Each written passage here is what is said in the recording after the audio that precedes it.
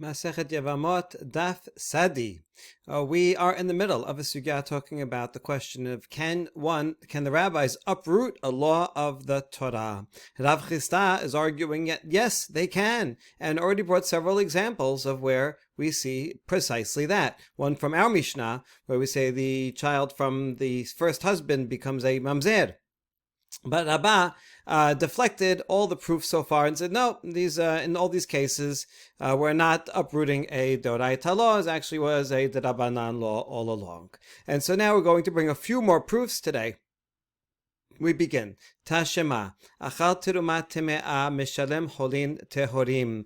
If a non-Kohen comes along and eats teruma teme'a by mistake, so teruma teme'ah, you're supposed to give it to the Kohen, and the Kohen cannot eat it because it's tameh. Teruma has to be in betahara, but he can burn it. He can use it as fuel and benefit from it. If a non-Kohen comes along and eats it, then he has to pay the Kohen back, right? This is a general rule. If someone eats teruma by mistake, he pays back the same amount plus a fifth, which ends up being actually 25% of what he ate. And when he gives it back, he can't just give him more teruma, because teruma already has to go to the Kohen. Instead, he has to take chulin, regular food that the Israel could eat, that is tahor. Even though he ate tameh, he has to pay back with tahor, chulin. That's better. Okay, that's the law. Now, what if he didn't? Shilem chulin temein. If he didn't follow the rule, and instead he paid back with chulin, that's what he's supposed to do, but they're tameh. So we have a machloket. Sumchus mishum Rabbi Meir. Rabbi Meir says, "B'shogeg tashlumav tashlumin, b'mezid and tashlumav tashlumin." If he did it by mistake, he didn't realize that this chulin was tamein. He thought it was tahor. End up, it was tameh. Then what he paid is already fine. It's already paid. In other words, on a deoraita level, it's certainly fine. He did what he did. B'mezid, but if on purpose he says, let me get rid of this tameh food here, I'll give it to the Kohen. And then, no, his tashlumin is not, his payment is not payment. I'm assuming so far that tahor food is better than tameh food. It's not necessarily so. It is tahor, and for people that want to eat things b'tahara, that's important. Although, nowadays everything is tameh, and actually makes life easier for us, so we don't have to worry about being tahor. In those days also, unless you were going to the Bet HaMikdash or a Kohen who was eating teruma and so on, it's actually easier to eat tum'ah food because the person could be tameh. Okay, well, that's going to be important in a second. So here, on purpose, he says, I'm going to give him the tameh food, then his payment is not a payment according to the Rabbi Meir. All right, it's nothing, and he has to have to go and give it again. This is going to be the source of our question. But anyway, Chachamim omrim echad ze ve'echad ze tashlumav tashlumin ve'chozer u'mishalem cholin tehorin. Chachamim say either way, whether he gave it b'shogeg or mezid, whether when he was supposed to pay with tahor, instead he paid with cholin temein, whether he did that on purpose or by mistake, knowing that it was tahor tameh or not, it doesn't matter. What he paid is a payment. The Kohen keeps it, and he has to go and pay again from tehorin. Okay, that's Chachamim. So you see, according to Chachamim, the thing is, when you pay a Kohen this money, it turns into holy food when the Kohen gets it. It's like a teruma status when the Kohen gets it. So it does attain that status, and you have to go and pay him again.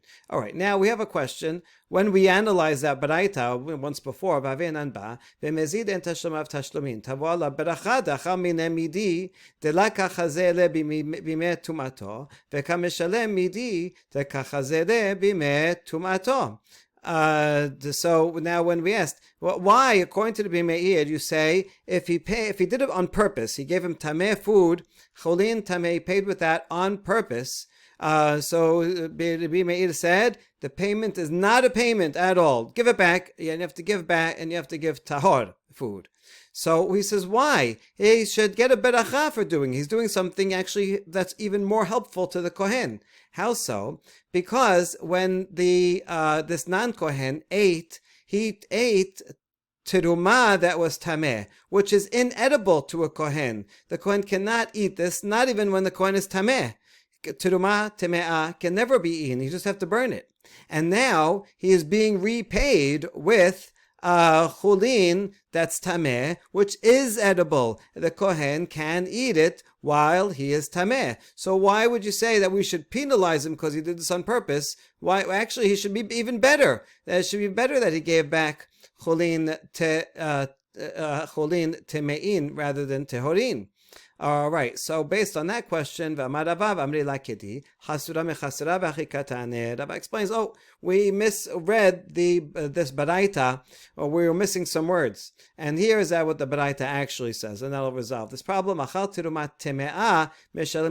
someone, a non-Kohen, eats terumat teme'ah, he only has to pay a little bit, anything, because it's not very valuable to the Kohen. All he's going to do is burn it. So that's the fuel is not worth much. Kohen can't eat it, so he just pays a little. Okay, that's the case. That's forget that case. Here, what we were talking about this machloket is achal teruma tehora. If a non-Kohen came around and ate teruma that is tahor, he did it by mistake. So, and now this was something that the Kohen could have eaten just fine when he was tahor.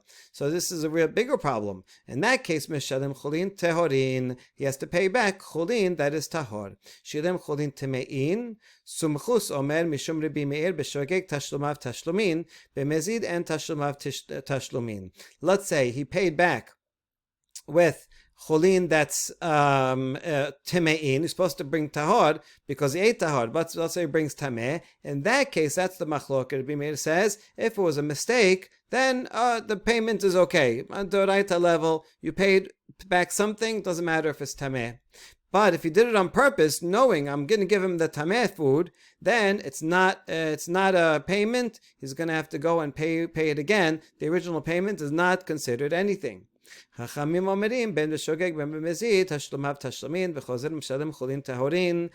sages say it doesn't matter. Shogeg and mezid, we find the stricter opinion that we treat it all like mezid, that says what you paid belongs to the kohen. He doesn't give it back, and you have to pay again, with tahor. Okay, now here's the point of that whole question. All this was a build-up. Here, on the Deoraita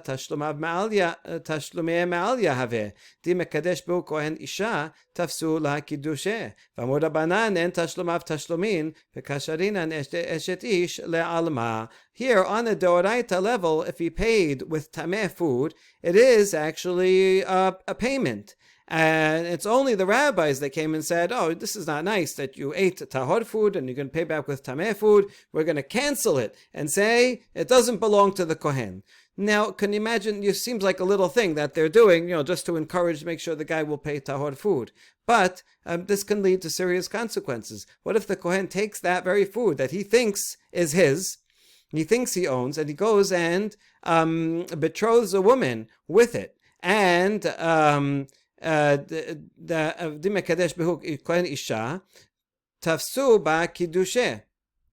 biblical level, it is his. And so, when he does kiddushin, the kiddushin will be a valid kiddushin.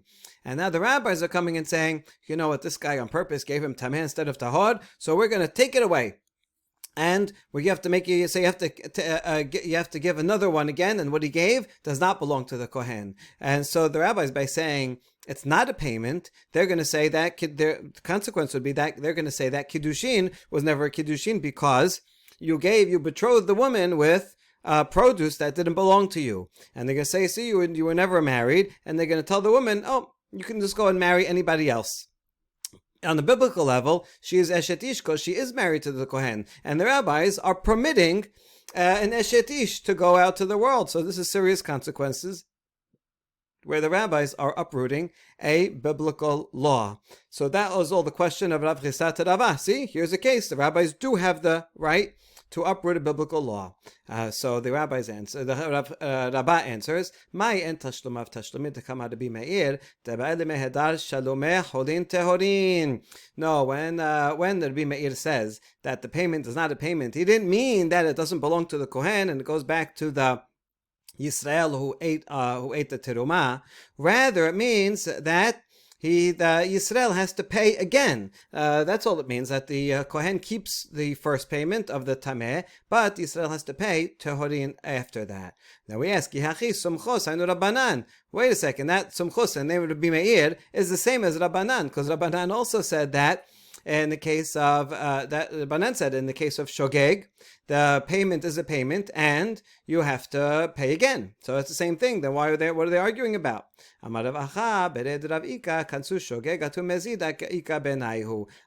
what they're arguing about is the case of shogeg. They both agree that if you did it on purpose, b'mezid, then tashlumav tashlumin, and you have to pay again. But if you did it by mistake, that's where you have the machloket, and there the Rabbi Meir says shogeg, then the payment is a payment of tameh, and you don't have to pay again.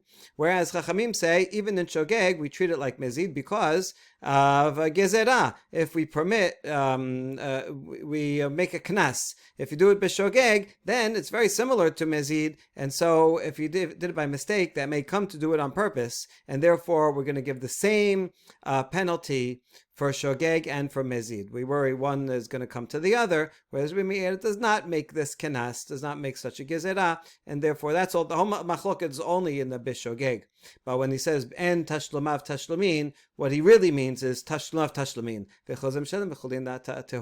That's Rabbah's answer. So you see that really they do not uproot a law in the Torah, and you never have a problem like this. The rabbis will agree that the money is his, and if he does kiddushin, he will in fact be married. The Kohen will be married to her, and so you don't have to worry that she's going to go and be with somebody else. All right, so that was the first topic. Next topic of today: Tashem Adam shenitma uzrako b'shogeg hursa b'mezid lo hursa. If someone brings a korban, and let's say korban chatat, for example, right? And so now the blood has to be sprinkled on the mizbeach. That's one of the key factors in making a korban and for it serving as atonement. Now, what if the blood became tameh? This is not good. You're not supposed to throw tameh blood on the mizbeach. But what if he did? Now, bishogeg, if he did it by mistake, he didn't realize it was tameh, and the kohen sprinkled it on the mizbeach, then hursa, it's accepted, it's acceptable, and it's a valid korban, and the guy who brought the chatat, he receives atonement. But if the kohen did it on purpose, knowing it's tameh, then we say no, it's no good. Now, here on a Doraita level, even if he did it on purpose and he sprinkled tameh blood on his beach, it serves as atonement. It's acceptable. How do we know? Detanya al mahasis merase al dam val basar val chelev shentma ben b'shogeg ben b'mezid ben b'onos ben b'rason ben b'yachid ben b'sibur v'amri Rabbanan lo hursa v'ka hadar me'ayel cholin azara. The Braita says that the seats that the Kohen Gadol wears on his forehead atones for blood, for flesh, for fat. That is tameh. That is therefore not supposed to be used in the Bet HaMikdash. But if you do it by mistake, or even if you do it on purpose, this includes blood that is tameh, that's sprinkled on the mizbeach, even if you do it on purpose, whether it was forced or done willingly, whether it was a private or a public korban, the seats says it's okay. So you see that on a deoraita level, the blood is fine and the korban is fine. But the rabbis are the ones that came and said, oh, if you did it on purpose, we're going to say lo hursa. Then what's going to happen? The person who's bringing the korban chatat, let's say, he says, oh, this one wasn't good, I'm going to bring another korban chatat. But the second one, you didn't actually need to bring on a doraita level because you already achieved atonement. And you can't just bring korban chatat because you feel like it. If you try to do that, that korban is actually chulin and never becomes kodesh. And so now you're bringing a non-sacred animal to the temple courtyard, which is actually a prohibition. So you see, the rabbis are uprooting the law of the Torah, the fact that the seats gives atonement to the first korban, and then making a person bring a second korban, which is a problem. So Rav Chisda, this is good for Rav Chisda. Rav Chisda, see, but the rabbis did it anyway. So you see that the rabbis do have the power to uproot a law of the Torah. But we have a response to that. Amar Rabbi Yosef bar Chanina, my lo hursa dekama le'atir basar b'achila, aval be'alim nitkaperu bo. When we say here that it does not achieve atonement, when the rabbi said that because the blood is tameh, that only means that it's not acceptable in that the Kohanim cannot eat the flesh. But the owners that bring it do achieve atonement. Since the owners achieve atonement, that's true. On a Doraita level, on the Rabbanan level, they agree. So he's not going to bring another korban. It's totally fine. No need to bring another korban. The only consequence is that the Kohanim will not eat the meat. The Kohanim in general cannot eat the meat of a korban until the blood is sprinkled. Here the blood is sprinkled, but it was tameh. There was a problem with it, so fine. The Kohanim will not eat. Okay, nevertheless, sof kamit akera achilat basar uchtiv achilu otam asher kupar bahem melamed shekohanim ochlim ba'alim mitkaperim. Wait, but we still are uprooting a biblical law, which is the law of eating the flesh, since the pasuk says that the Kohanim must eat that which those things with which atonement was made, and this teaches that the Kohanim must eat the meat, and then the owners can achieve atonement. So you're still uprooting this law of the Kohanim eating. And the answer is, Rabba could answer, Amar le, shev al taseh shaneh. This is a very important principle, that being passive is different. Here, we're not telling someone to actively violate a Torah law, right? Go steal, go murder. No, the rabbis never can uproot something like that. But here, we're just telling the Kohanim, don't eat the flesh. So passively, not refraining from doing a Torah law, that the rabbis do have the power to uproot. Okay, so even Rabbah here is compromising. He's agreeing part way that for passively, the rabbis do have the power. Okay, so now we go on, and Rav Chisda is going to bring more questions. Amar le, Rav Chisda says, Be'ai lo tuvach. I have a lot of difficulties I can raise against you. Now we're going to bring a whole series of difficulties. In fact, all of these, Rabbah is going to answer with one rule, with one answer, that they're all sheva al ta'aseh, which you already agreed to. Yes, the rabbis can uproot a sheva al ta'aseh. All right, but let's see all the challenges. Number one is from Arel. If someone is not circumcised, but then gets circumcised as part of conversion, and that happens Erev Pesach. So technically, that person can perform Korban Pesach. And the law is that even if he was Tameh Lamet just a couple of days before, that he was a non-Jew when he was Tameh Lamet. So he's not actually Tameh Lamet, because those laws do not apply to a non-Jew. And so now he's like reborn, and he would be able to do Korban Pesach, Deoraita. However, Bet Hillel comes along and says, you know what, we make a Gezerah, and we treat him as if he's Tameh Lamet, like he just came from a cemetery, and he has to wait 7 days. Because of that, he's going to miss out on doing Korban Pesach. His reasoning is because we don't want him to get the wrong idea that maybe next year he may become Tameh Lamet, and he'll say, oh, you know what, 2 days before Pesach. And he says, last year I was Tameh Lamet 2 days before Pesach, and I still did it, so this year I can also do it. Even not knowing that next year he's Jewish, and becoming Tameh Lamet means he has to have the 7-day process. So therefore we make him have the 7-day process, even this year, when he actually converted. So here we have, on the Doraita level, supposed to bring Korban Pesach, and the rabbis came and said, nah, don't do it, don't do Korban Pesach. That's Rav Chisda's challenge. Rabbah's answer will be, oh, this is Sheva al Teh. He's telling him to sit and don't do Korban Pesach. Second challenge is from Haza'ah, sprinkling of waters because someone was Tameh Lamet, and so they need to get the Para Aduma waters sprinkled on them. There's a law that you don't do that on Shabbat. Now, Midoraita, you're allowed to do it on Shabbat. It's not involving any melacha. However, the rabbis say that you're kind of like fixing something. He was broken before, now you're fixing. He was Tameh before, and now he's Tahor. Now, if this Shabbat is on Erev Pesach, and now, because you're telling him he can't get sprinkled, meaning his 7th day, when he has to get sprinkled and finally Tahor, is on Erev Pesach, as on Shabbat. Erev Pesach is on Shabbat. And so now biblically, he can get sprinkled and he'll be Tahor and he could do Korban Pesach. But the rabbis say, no, you can't do the sprinkling today. You remain tahor. He's going to miss out on Korban Pesach. So that's Rav Chista's second proof. Rabbah will answer to this. Oh, sheval taseh. Zemel, bringing a knife. You're allowed to do berit milah on Shabbat, but only the berit milah, the cutting itself, not the preparations that you could have done before. So you're supposed to have the knife already with the baby before Shabbat starts. What if you didn't? You forgot? What, can you carry the knife? You cannot carry the knife. Can you carry the knife through a dirabanan, karmelit? The answer is no. And now, because on a doraita level, you can carry the knife through a karmelit, because doraita you're allowed to carry there, and you do the brit milah. The rabbis come and said, oh, we say you can't carry here, and they are uprooting the law of brit milah, which you're allowed to do on Shabbat. And so that's Rav Chista's third challenge. Rabbah will say, sheval taseh, so don't do the brit milah. That's only passive. Sadin besisit.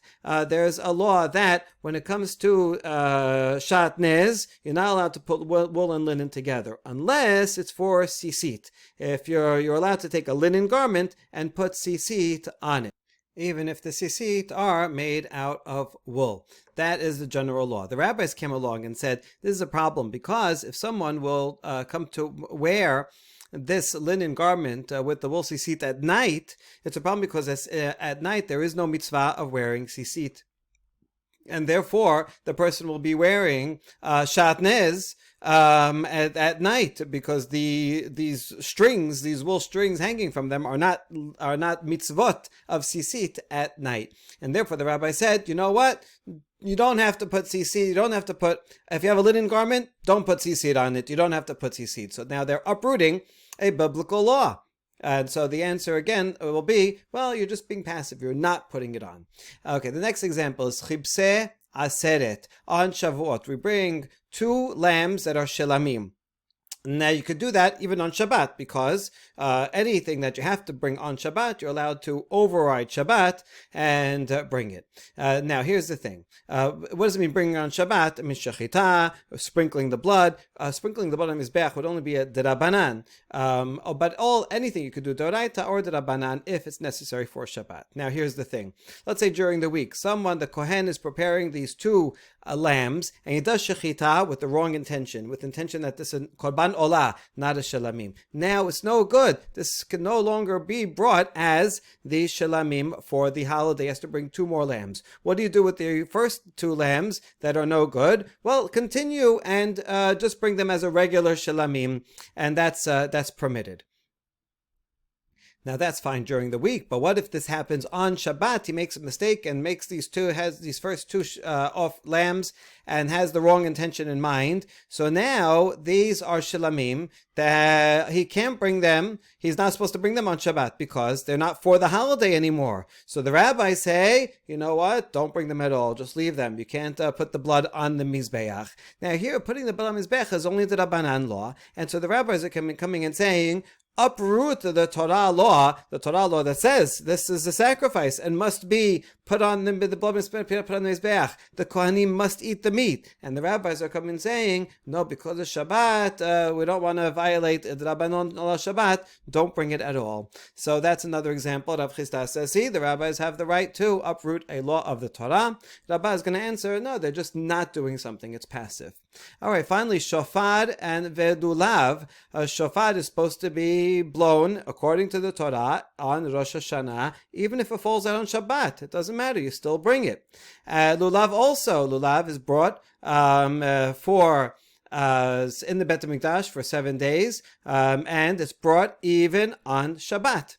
However, and outside the Bet HaMikdash is brought on the first day, mid-de'oraita, even on Shabbat. However, the rabbis came and said, no, don't blow shofar on Shabbat, even if it's Rosh Hashanah, like today we don't, because according to the Bavli, you might come to carry it, so don't do it. They're uprooting a law of Torah says, blow shofar Rosh Hashanah. No, the rabbis say, don't do it. Lulav, Torah says, bring lulav even on Shabbat. The rabbis say, no, you might come to carry it, and so therefore, don't bring lulav on Shabbat. So these are places where the rabbis uproot a law of the Torah. See, Rav Chista says, Rabba answers, Hashta deshanet lan shev al ta'aseh lo mi'akar hu kuluhu nameh shev al ta'aseh ninhu. Rabba answers, since we already gave that response before, that if you're being passive and not sitting and not doing anything, that's not called uprooting the Torah. You're not actively uprooting, you're just passively not doing something. So I could give the same answer for all of these. All right, so this is still an impressive list of places where the rabbis do override passively a law of the Torah. Okay, next we have Tashema Elav Tishma'un. Sefer Devarim says, if a prophet arises among you, you have to listen to the Navi. Even afilu omer lecha avod al achat mikol mitzvot shebat Torah kegon Eliyahu har Karmel hakol lefi sha'a shema alo. Even if this prophet comes and says you should violate one of the laws of the Torah, you should listen to him, as was done with Eliyahu when he was having the duel with the false prophets of Baal on Har Karmel. And he set up Mizbeach and made a sacrifice outside the Beit HaMikdash. That's a problem. You're not allowed to do that. And yet he did it because it was necessary for the time. There was a big problem, and people were all following idolatry. He had to make this big demonstration and show that they are false prophets. So we listened to him. So what do you see here? We're equating, interestingly, a Navi with a rabbi. And Navim could do that, so the rabbis also can uproot actively. He's actively violating a law, bringing a sacrifice outside the Beit HaMikdash. That's Rav Chista's question. See, the rabbis can even actively uproot a Torah law. And the answer is, Shaneh hatam dichtiv elav tishma'un. No, it says you should follow him, meaning only a Navi. Who says that in other cases that you're allowed, that the rabbis can do it too? This is a special case that you listen to a Navi. So then we say, wait, why not learn from that? So learn from that the rabbis, there's no Nevi'im around. Who are the religious leaders? So it's the rabbis. So say the same thing, and we'll derive sages from prophets. And the answer, migdar mileta shaneh. No, that case is totally different because we had to safeguard a matter. In that case, because the people were all going to follow idolatry, because they were very convinced by these Nevi'ah Baal, so it was time to do an emergency measure. That's migdar milta, right? You have to safeguard a matter because it's an emergency situation. There's going to be a lot lost if we don't do that. In that case, yes, the rabbis have the power even to uproot a positive law and say, go ahead and do act against a Torah law. So that's Rabba's answer. Now, even though he answered it, he's actually giving in a tremendous amount and agreeing that, yes, so now we have any time it's passive, the rabbis have an ability to do it. When there's a need, also a need. And even if you're actively violating, if it's an emergency measure to safeguard something, the rabbis do have the right, and Rabbah agrees with that. Okay, Rav Chista wants to push further. Tashema, bitelo mevutal, divrei Rabbi. Rabban Shimon ben Gamliel omer, eno yachol lo lebatelo velo leosif al tena'o. Imken ma koach betin yafeh. This is a case regarding gitin. The biblical law is if a man sends a get with a messenger, you're allowed to do that. Here's the messenger, go take this to my wife, she lives in California. So he's on the plane, he's on the way, taking the get to California from New York.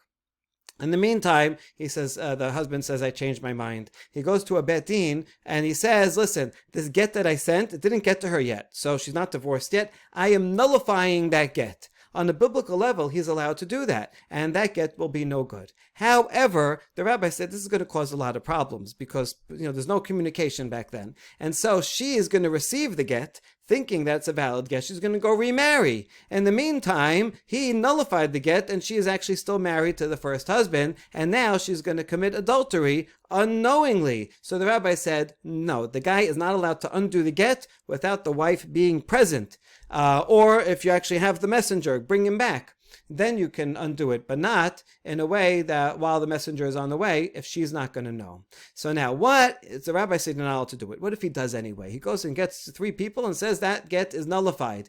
If he does it, his nullification is still a nullification. In other words, it's valid. The get is nullified because on a biblical level it works. The rabbi said, we don't want you to do it. But if you did it biblically, the get is nullified. However, Rashbag says, no, he cannot nullify it, does not have the power. He cannot add a condition and say, this get that I sent is only going to be valid on condition that she pays me $100,000. No, you can't change the conditions if they weren't already stipulated in it, because otherwise, what's the power of the Bet Din? They say, don't do that. Oh, if you did it, they can't do anything about it. So that's the machlok that Rashbag says that yes, the rabbis have the power to undo the biblical law, according to Rashbag. And Rashbag says, according to Torah law, this get is a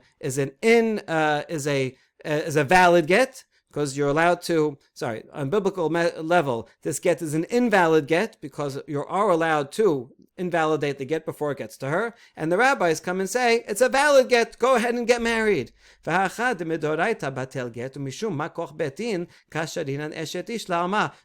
level, the get is nothing, but because you have a principle that you want to uphold the power of the Bet Din to say, we don't want you to do that, we are going to say that the get is valid and allow this woman to go and marry someone else, which would be Eshet Ish.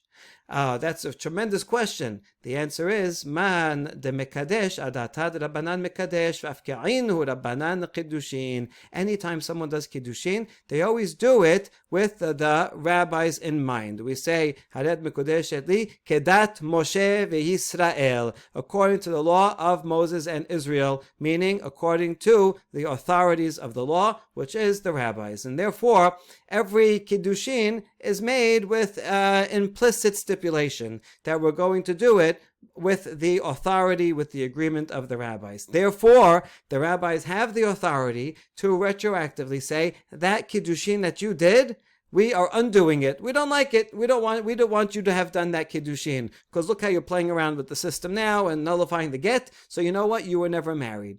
So it's not that they can actually take a get that is no good and make it a good get. They don't really have the power to do that, but they do have the power to say you were never married in the first place. And therefore, she is not an Eshet Ish. Okay, so this is not uprooting the law of the Torah regarding get, but it does give tremendous power to the rabbis in terms of being able to nullify the original marriage. Good. Amar le Ravina le Rav Asher, ha tenach tekadesh bechaspa, kadesh bebi'ah ma'ika lememar. Ravina says, okay, fine, I can accept that if you did kiddushin with money, because kiddushin with money is a Rabbanan way of doing kiddushin. I mean, it affects a Doraita level kiddushin, but it's a method that's a Rabbanan method. So in that case, the rabbi said, you know what, that money is not yours, and therefore that kiddushin they can undo. But if you do kiddushin with bi'ah, which is one of the possible ways, people don't do it today and haven't done it for a long time, but if you do kiddushin with bi'ah, then that's the Doraita way of doing it, and you can't undo it. You can't just take it away like you can with money, where you can say hefker betin hefker. So then that would be a biblically applicable kiddushin. How could they undo that retroactively? And the answer is, yep, they could. Since everyone says, right, you're going to say hared mikodesh etli bebi'azo kedat Moshe v'Yisrael, on condition of the laws of Moses and Israel, and the laws say that you have to do it with the rabbi's authority, and the rabbis can come and say retroactively that bi'ah that you did, that act, was not a bi'ah of kiddushin, but rather a bi'ah of extramarital, not important, licentious intercourse, and it was just lewd behavior, but did not enact kiddushin.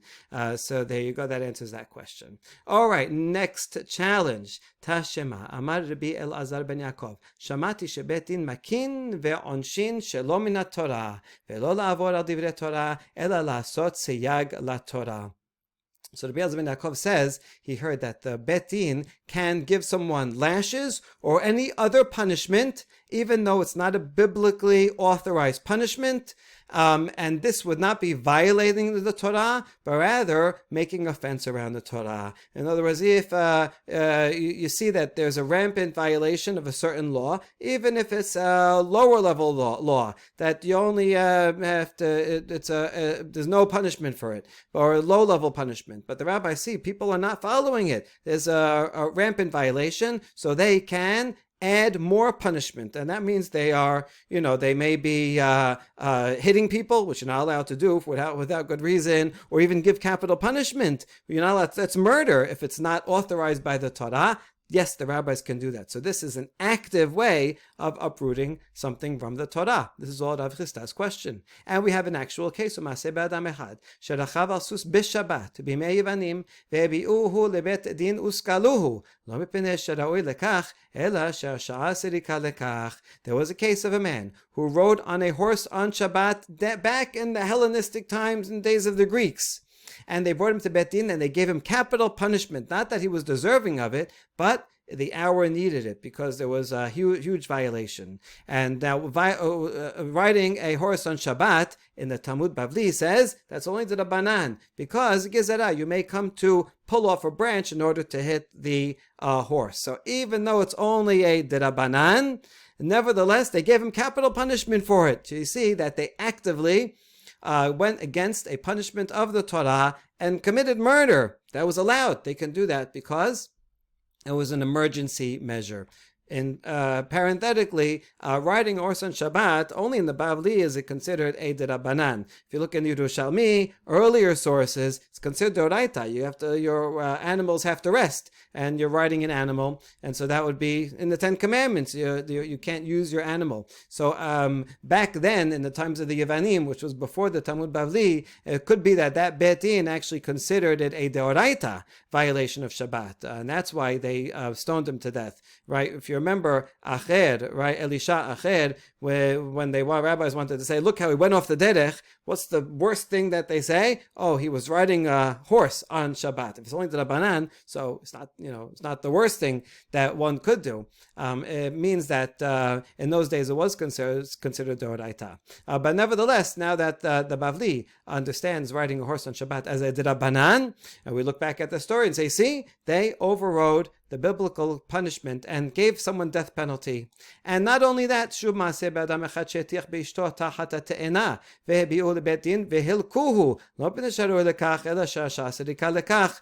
there was one man who was cohabiting with his wife under a fig tree out in the open, not modest, and so they brought him to Bet Din and they gave him lashes. Not that he was deserving of it. There's no technical violation that would be deserving of lashes, but this was not a good thing to do, and so the hour needed it. The rabbi said, people are being having all this lewd behavior. We got to do something about it, and therefore they gave him lashes. So you see that Rav Chista says the rabbis can uproot a Torah law, even actively giving someone extra punishment. And the answer is as before, migdar mileta shaneh, to give a safeguard, an emergency measure is in order, and even uproot a Torah law. And there you go. That's the last of the examples. So the tremendous list of examples of cases where the rabbis are able to flex their muscles, as we say, Matan Torah. Hashem gave human beings the Torah, and therefore lo b'shamayim he, and gave it to them to interpret according to the decisions of the Sanhedrin and decisions of the Bet Din of every generation. And that power means that when necessary, they can even uproot a law in the Torah. The bottom line is actually not like Rav Chista, who is more expansive. He says, yeah, they can always do it, but rather the more limited way of Rabbah, who says, no, in general, they cannot do it, although even Rabbah admits a lot of exceptions to the rule that they can uproot a Torah law when it's passive and even active if it's an emergency measure that is required, a hora'at sha'ah. All right, that concludes that discussion. And now we have a few more notes on our Mishnah. Velo ze vazeh metamein la. Back to the woman who married a second man thinking her first husband was dead, and the first husband comes back. Now, when she dies, if either one or both of her husbands were Kohanim, they cannot become tameh to bury her. So, minelan, what's the source? Dichtiv ki im lish'ero hakarov elav v'marmor she'ero zo ishto. So first we're going to bring the source that a Kohen is allowed to become tameh to his wife. Let's say a regular case that they're perfectly well married. So the Torah says 6 close relatives, parents, siblings, and children, a Kohen can become tameh to bury them. And then we learn from the word she'ero that she'er means flesh. That is that we say, the rabbis say, refers to his wife, his flesh and blood. Ishto kegufo, which is literally true because Chava came from the body of Adam. Okay, so that's how we know Kohen can become tameh for his wife. Uchtiv. Lo yitama Baal be'amav lehechalo. But the pasuk also says a Baal, a husband, cannot become tameh to someone else in his nation because that will profane him. Now, if it's calling him a husband, it sounds like it's talking about for his wife. So according to this, husband cannot become tameh to his wife, which, by the way, is probably the peshat of the Pesukim. And the rabbis say it's impossible to think that a husband and wife, that's the closest relationship, wouldn't be able to. And so they derive from she'ero that it's permitted. Rambam calls this divrei sofrim because the peshat sounds like he's not able to, and the sofrim, in a way, this is good. They uproot the peshat of the Torah in order to derive this. Okay, in any case, we have these 2 contradictions here. We have this contradiction. Yesh baal shemit tameh, yesh baal she'en mit tameh. To resolve it, the Midrash says, there are some cases where a husband can become tameh to his wife, and some cases where he cannot become tameh to his wife. Which one is it? Hakesad mittameh hu leishto keshera ve'eno mittameh leishto pesula. If they are married, a kosher marriage, a permitted marriage, then the Kohen is allowed to become tameh to bury his wife. But if they are in a not permissible marriage, if a Kohen married to a divorcee, sorry, you cannot become tameh to her. Or in this case, where both the rabbis say you have to leave, both the first and second husband, you have to leave your marriages and give them a get. So their marriages are prohibited. Therefore, this would fall under the second category of prohibited marriage, and the Kohen cannot become tameh for her. Good. Neither of these husbands has a right to what she finds. There's not actually such a penalty because it's good for her. If she finds a watch on the street, she gets to keep it. So what's the explanation here? In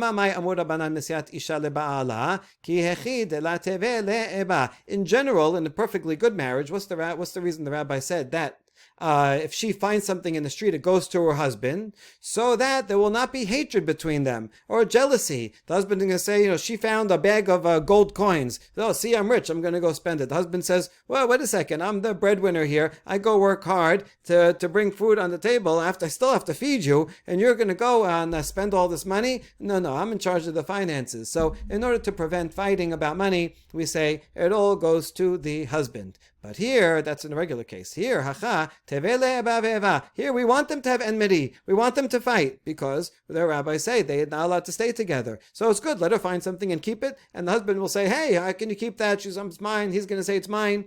And they'll fight and then they'll get divorced, which is what we wanted in the first place. In general, a husband takes his wife's earnings, but here they say no, she keeps her own earnings. Okay, in general, in a good marriage, why does a husband have a right to his wife's earnings? Because she is eating food from him. He is the provider for all the food, clothing, shelter, everything his wife needs, and therefore, since he's providing everything, it makes sense that what she earns, he will put into their bank account, and then he arranges the budget. Okay, so that makes sense. But here she is denied food. Neither husband have an obligation to feed her, right? We say no ketuvah. She doesn't get a ketuvah because she doesn't get a ketuvah and is not fed by either husband. Therefore, she gets to keep her own earnings. So this is actually a positive for her, but it's the result of a penalty. but it's just a logical result of not getting the ketubah. And lastly, lo mefer nedareha, tama ma'amar ba'al mefer kedei shelo titganeh. And neither husband can undo the vows of this wife. In this case, now in general, in the good marriage, what's the reason that the Torah says that the husband? Notice that before it said Rabbanan. This is a Torah law. Why does the Torah say a husband can undo the vows of his wife? So that she will not become repulsive to him. If she says, I vow, I'm not going to bathe anymore. And so now this is not good for the marriage. So he has to undo this because a lot of vows she makes can affect the shalom bayit. Right? She says, I don't want to I don't want to be in a room together with you anymore. So these are all negative things, negative for the marriage. So therefore, he has a right to undo them. That's the general case. But here, it's good. We want her to make a vow. She'll make an irrational vow, or maybe out of anger or whatever. And she'll say, I'm not going to bathe anymore. And then he's going to say, we don't give him the right to undo that. So then she's going to be disgusting to him, and he'll want to divorce her. And good. That's what we wanted in the first place. This whole situation is illegal, and they all have to divorce, separate and divorce from her. And this explains all of these consequences slash penalties that were in the Mishnah. And next off we'll continue with the rest of them. Baruch Adonai L'olam, Amen ve'Amen.